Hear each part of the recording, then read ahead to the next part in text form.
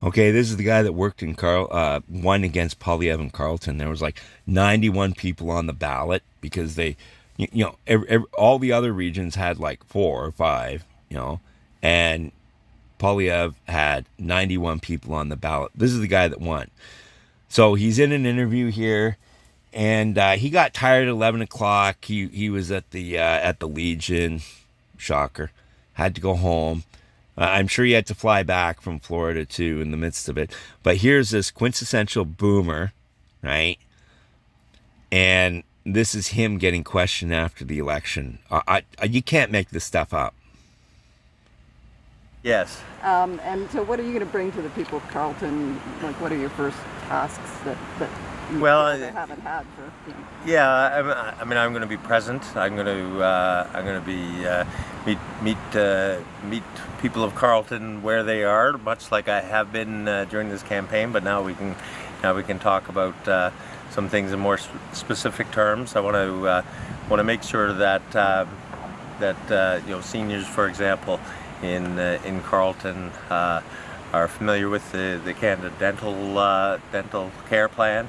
Uh, Okay, so his first thing is to put out a newsletter to make sure all his friends, you know about how to get free dental. Now, okay, so yeah, this is his priority. I'm sorry, he said it. I didn't say it, he said it. Okay, but who's going to pay for that dental? The very same kids that are working their ass off, paying taxes, right? And if you want to watch how kids are suffering right now, just go to the U.S. channels and watch how many kids just got busted for their school loans. That they, like a lot of them are, they're just realizing that they're screwed. They're done, right? So the kids are suffering. Okay, so now for me, I'm technically a boomer. I'm so embarrassed to say that now. I was born in '63. So I'm just across the line. I feel more like a Gen X. I got no gray hair, but I have very few teeth, so there's proof there. Okay. And I suffered through a lot of teeth pain all my life. Okay.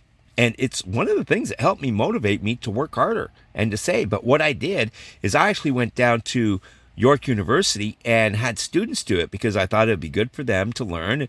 And it was actually so cheap, I had to call them up twice and ask them if I was fully paid. I couldn't believe it was that cheap.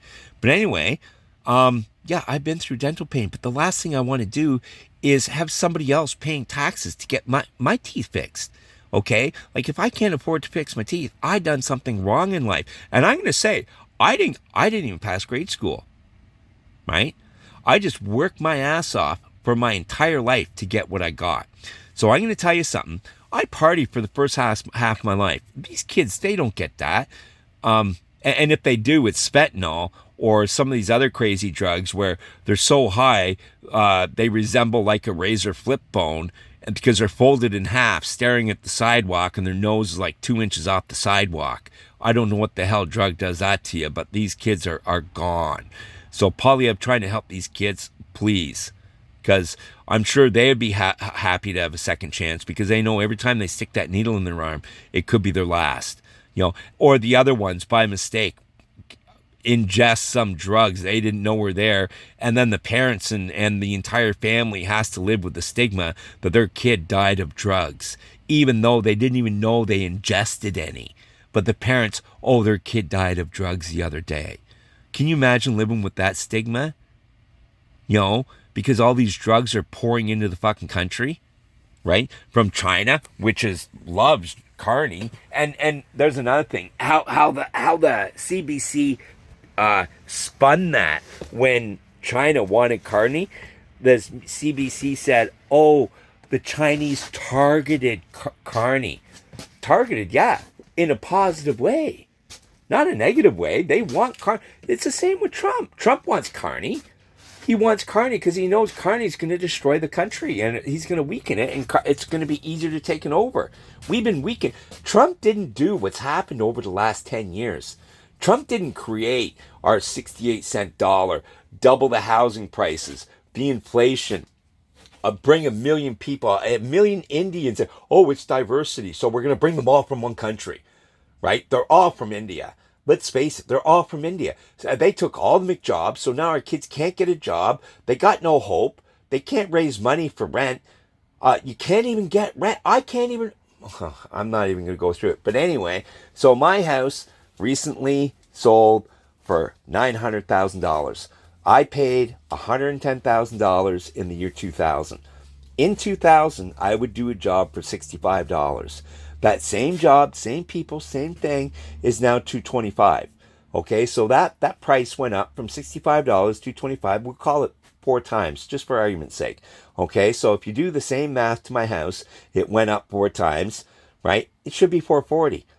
Okay, I did some renovations, I did some fixing. Let's call it five. Let's even call it $600,000 because it's an investment. I should get some returns for being studious and saving and prudent and saving up, right?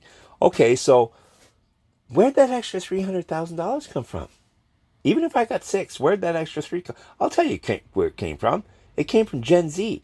It's coming from the people that are trying to save up enough money to come for a house. We are literally ripping off our kids. And this guy here wants them to pay for his dental too. And he wants to be sure that all his friends get that free dental. So even though you have a house down in Florida, or your house is paid for, and you're driving around in a 2022 Honda Civic with 8,000 kilometers on it because it only went to the store and back. The only thing wrong with it is a rusty muffler because you only drive it like twice in the winter, right? Yeah. This guy wants, so instead of Polyev that wants the kids to own a home, a good job, on a safe street, this guy's priority is teeth for his pals. I've never been so embarrassed to be a boomer in all my life. This is a very sad moment for Canada.